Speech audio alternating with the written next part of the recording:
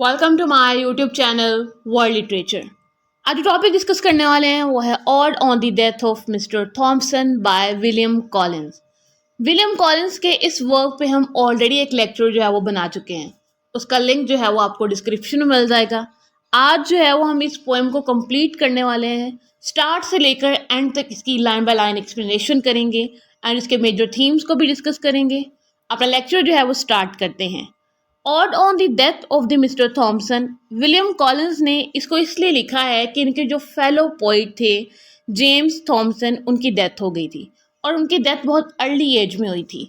इसी चीज़ को जो है वो उन्होंने बहुत ज़्यादा फील किया एंड उनकी ग्रेव से बहुत दूर एरिया पे रहते हुए एक पोएम लिखी है उनके लिए, जिसमें वो उनकी ग्रेव को रिमेंबर करते हैं कि समर के सीज़न में उनकी ग्रेव की क्या सिचुएशन होगी and after that James Thompson की क्या सिचुएशन होगी ग्रेव में। उनकी सोल जो है वो रेस्ट कर रही होगी, लोग किस तरह उनको रिमेंबर कर रहे होंगे। तो ये सब जो फीलिंग्स हैं इन्होंने इस पोएम में जो है वो लिखी हैं। एंड इस पोएम की जो मेजर थीम्स हैं उसमें मॉर्टेलिटी है, नेचर है एंड ट्रांसिएंस ऑफ ह्यूमन लाइफ, कि ह्यूमन लाइफ जो है वो कितनी अनप्रिडिक्टेबल है। कभी जो है वो आप इंजॉय कर रहे होते हो लाइफ को एंड सेकंड मोमेंट जो है वो हर चीज़ डिसअपेयर हो जाती है। ऐसे ही जेम्स थॉमसन थे। उनकी जब डेथ बहुत अर्ली एज में होती है तो विलियम कॉलिंस को जो है वो ट्रॉमा लगता है, जिसकी वजह से उन्होंने इन लाइंस को लिखा है जिसमें वो अपने पोइट फेलो की डेथ को जो है वो सेलिब्रेट करते हैं, मॉर्न करते हैं। तो फर्स्ट सेक्शन को जो है वो डिस्कस करते हैं। कुछ लाइंस ऐसी हैं फर्स्ट सेक्शन की, जो रेड लाइंस हैं वो ओरिजिनल टेक्स्ट है पोएम का एंड जो ब्लैक लाइन स्क्रीन पर शो होंगी वो उन लाइंस की एक्सप्लेनेशन होगी। फर्स्ट लाइन है, इन योंडर ग्रेव अ ड्रूड लाइज, कि एक दूर कहीं ग्रेव में एक पोइट की जो बॉडी है वो पड़ी हुई है, कि पोइट जो है वहाँ पे बरिड है एक ग्रेव में। योंडर का मीनिंग होता है दूर कहीं। Where slowly winds this stealing wave, और उस ग्रेव के पास जो है ना वो एक रिवर है जिसमें से जो है वो वाटर फ्लो करता है और उसी के पास जो है वो ग्रेव है। ग्रेव और रिवर एक दूसरे के बहुत आस पास हैं। The year's best sweets shall duteous rise, कि इस साल की जो बेस्ट स्वीट्स होंगी, बेस्ट फ्रूट्स होंगे वो उस ग्रेव पर उगेंगे। मीन्स के आप ये कह सकते हैं कि उस ग्रेव के आसपास जितने भी ट्रीज़ हैं उन पे बहुत अच्छे फ्रूट्स इस बार होंगे, या फिर जो ग्रेव है उसके ऊपर जो घास होगी वो बहुत अच्छी होगी इस बार। ये स्पीकर का कहना है जो कि दूर बैठा इमेजिन कर रहा है अपने फेलो पोइट की ग्रेव को। To deck its poet's sylvan grave, के वो जो फ्रूट्स होंगे उनकी वजह से या फिर जो फ्लावर्स होंगे उनकी वजह से जो पोइट है जिसकी डेथ हो चुकी है थॉमसन की, उसकी ग्रेव जो है वो ब्यूटीफुल बन जाएगी, क्योंकि वो फ्रूट्स जो है वो डेकोरेट कर देंगे, वो ग्रास जो है वो डेकोरेट कर देगी उनकी ग्रेव। पोएम का सेक्शन 2 है, in yon deep bed of whispering reeds, कि वो जो दूर कहीं जो एक ग्रेव है थॉमसन की, वहाँ पे जो है वो रिवर है जो कि साइलेंटली जो है वो फ्लो करता है। His airy harp shall now be laid, कि जो पोइट की जो क्रिएटिव स्पिरिट है वो अब रेस्ट कर रही होगी उस ग्रेव के अंदर। That he whose heart in sorrow bleeds, कि जो पोइट था जिसकी डेथ हो चुकी है उसका हार्ट जो है वो पेन में ब्लीड करता था, सैड है। May love through life the soothing shade, कि जो नेचर का शेड है वो उसको कंफर्ट दे, उसको पीस दे, वो ग्रेव में जो है ना वो पीसफुली उसकी सोल जो है वो रह रही होगी। ये सब कुछ जो है वो स्पीकर दूर बैठा इमेजिन कर रहा है अपने फेलो पोइट के लिए। सेक्शन 3 है, then maids and youth shall linger here, कि लोग जो है ना वो उसकी ग्रेव के आसपास इकट्ठे होंगे and while it sounds at distant swell, और जो है ना वो उस रिवर का जो जेंटल फ्लो है उसकी वजह से वाटर का भी थोड़ा थोड़ा साउंड आ रहा होगा।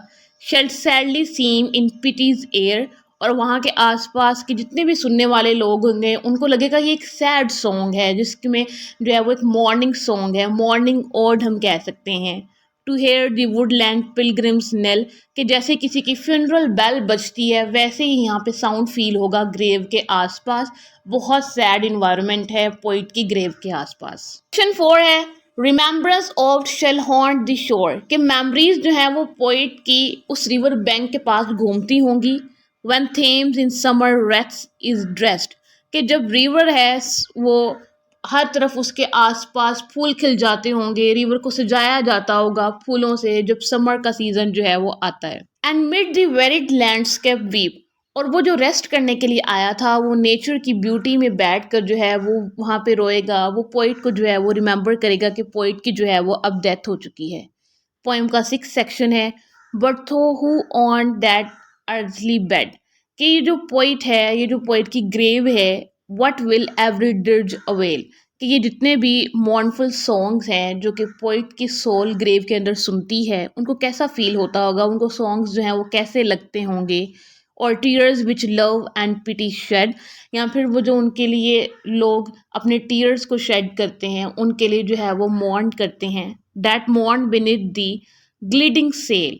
और ये ऐसा फील होता है कि जैसे कि ऑटम में लीव्स गिरते हैं, वैसे ही लोगों की आंखों से जो है वो टीयर्स गिरते हैं पोइट की डेथ का सुनकर, पोइट की ग्रेव पर जा। लाइन्स हैं, yet lives there one whose heedless eyes। कि कुछ लोग ये भी होंगे जो कि केयर ही ना करती होंगे पोइट के डेथ को लेकर। shall scorn the pale shrine glimmering near। यानी कि वो बिल्कुल ही पोइट की ग्रेव को इग्नोर कर देते होंगे जब उसके पास से गुजरते होंगे। With him sweet bard may fancy die. कि बहुत सारी जो क्रिएटिविटी है और जो जॉय है वो पोइट की डेथ के साथ ही जो है ना, उन उस जॉय की, उस क्रिएटिविटी की भी डेथ हो गई। And joy desert the blooming air. और जो वर्ल्ड से जॉय है वो भी चला गया था। स्पीकर जो है वो खुद को पोइट के बहुत क्लोज समझता है, इसीलिए उसको लगता है कि पोइट के डेथ के साथ जितनी भी क्रिएटिविटी है वर्ल्ड से वो ख़त्म हो गई है, या फिर वर्ल्ड में जितना भी जॉय था वो पोइट के डेथ के साथ ही ख़त्म हो गया है। नेक्स्ट लाइन है, but though long stream who soul and tide. कि जो रिवर है वो स्लोली फ्लो करता है। No sedge crown sister now attend.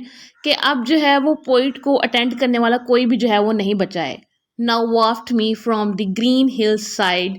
कि मुझे जो है वो ग्रेव से दूर ले जाओ। स्पीकर खुद भी फील करता है, उसको बहुत सैड सिचुएशन लगती है कि अब जो है वो आहिस्ता आहिस्ता लोग जो है वो पोइट को भूलना स्टार्ट हो गए हैं, जो कि पोइट ग्रेव के अंदर है, जिसकी डेथ हो चुकी है। जैसे ही उसकी डेथ हुई क्रिएटिविटी ख़त्म हो गई, उसके जो काम है वो सब जो है वो उसकी भी डेथ हो गई। एंड पोइट जो है अब उसको भी लोग जो है इतना याद नहीं करते हैं। एंड स्पीकर जो है वो इस सिचुएशन को देखकर बहुत सैड है और वो कहता है कि मुझे जो है ना वो अब ग्रेव से दूर ले जाओ। Whose cold turf hides the buried friend. कि उस ग्रेव ने जो है वो मेरे फ्रेंड को छुपा लिया है, मेरा फ्रेंड जो है वो ज़मीन के नीचे चला गया है, वो अर्थ के नीचे है और मैं उससे अब जो है वो कभी भी जो है नहीं मिल सकता हूँ। पोएम की नेक्स्ट लाइन्स हैं, and see the fairy valleys fade. और जो ब्यूटीफुल वैलीज हैं अब वो भी डिसअपेयर हो चुकी हैं पोएट की डेथ के साथ। The nights has veiled the solemn view. और नाइट आ चुकी है, उसने नेचर को बिल्कुल डिस्ट्रॉय कर दिया, ब्यूटीफुल वे को जो है वो डिसअपेयर कर दिया है। Yet once again dear parted shade. कि स्पीकर अगेंस्ट पोइट को एड्रेस करता है और उसको लास्ट टाइम अगेन जो है वो एड्रेस करता है अपने पोइट को डियर पोइट कहकर। Meek nature child again edu. कि फेयरवेल तुम्हें जो है वो चाइल्ड ऑफ नेचर फेयरवेल। कि अब जो है तुम नेचर के चाइल्ड बन चुके हो क्योंकि तुम अर्थ के नीचे जा चुकी हो, तुम्हारे ऊपर जो है वो ग्रास जो है वो ग्रो करना स्टार्ट हो चुकी है ग्रेव के ऊपर, इसलिए अब तुम नेचर की केयर में हो, तुम्हें जो है मैं लास्ट टाइम जो है वो फेयरवेल कह रहा हूँ। स्पीकर जो है वो पोइट को एड्रेस करता है। नेक्स्ट लाइन है पोइम की, the genial meads assigned to bless. कि जो फर्टाइल फील्ड्स हैं ये ब्लेस करने के लिए हैं। Thy life shall mourn the early doom. कि ये सब कुछ जो है ये मॉर्न करते हैं कि जो पोइट है उसकी डेथ बहुत अर्ली हो गई है। Their hinds and shepherd girls shall dress. कि ये जो सारी फर्टाइल लैंड्स हैं, ये जो सारे शेफर्स हैं यहाँ के, उनकी जो गर्ल्स हैं उन सबको जो है वो ड्रेस्ड होना चाहिए, उन सबको जो है वो अडोन करना चाहिए कि किस तरह से जो पोइट की है वो अर्ली एज में डेथ हुई है। With simple hands they rural Tom. और उस ग्रेव को जो है वो सिंपली अप्रिशिएट करना चाहिए, ग्रेटिट्यूड के साथ जो है वो डेथ हुई है कि वो सिंपल गेस्चर से सिर्फ जो है वो पोइट की डेथ को जो है वो अप्रिशिएट कर सकते हैं। पोएम का लास्ट स्टेंजा है, long will your grave and monument last. कि तुम्हारी जो ग्रेव है वो हमेशा रहे एंड जो ये तुम्हारी ग्रेव का मोनूमेंट बना हुआ है ये भी हमेशा कायम रहे। यहाँ पे जो है वो विश करता हुआ हमें नज़र आता है speaker. Shall melt the musing Briton's eye. कि जो ब्रिटेन की टीयर्स हैं वो भी जो है वो गिरना स्टार्ट हो जाए तुम्हारी ग्रेव को देखकर। O vales and wild woods shall he say. कि जो वैलीज हैं और ये वुड्स हैं, in yonder grave your druid lies. यहाँ पे जो ये पोएम है वो एंड हो जाती है। इस पूरी पोएम के अंदर जो है वो डेथ को सेलिब्रेट किया गया था कि किस तरह से एक पोइट की अर्ली एज में डेथ हो गई है, देन उसके बाद उसकी ग्रेव कैसी है, वो रिवर का सारा सीन दिखाया गया है, ब्यूटी, नेचर, इन सब चीज़ों को ऐड किया गया है ताकि पोएम को जो है वो एक मीनिंगफुल टोन जो है वो दी जा सके। एंड बताया है कि किस तरह से लोग किसी की डेथ पे रिएक्ट करते हैं और देन आहिस्ता आहिस्ता जैसे टाइम गुजरता है कैसे उसको भूलते जाते हैं। एंड स्पीकर की जो लव था, स्पीकर का जी जो क्लोजनेस थी राइटर के लिए, पोइट के लिए जिनकी डेथ हो चुकी है, वो हमें फ़ील होती है इन लाइन्स से। आई होप कि ये पोएम जो है वो आपको समझ आई होगी। वीडियो को लाइक और शेयर और चैनल को ज़रूर सब्सक्राइब कीजिएगा। Thanks for watching my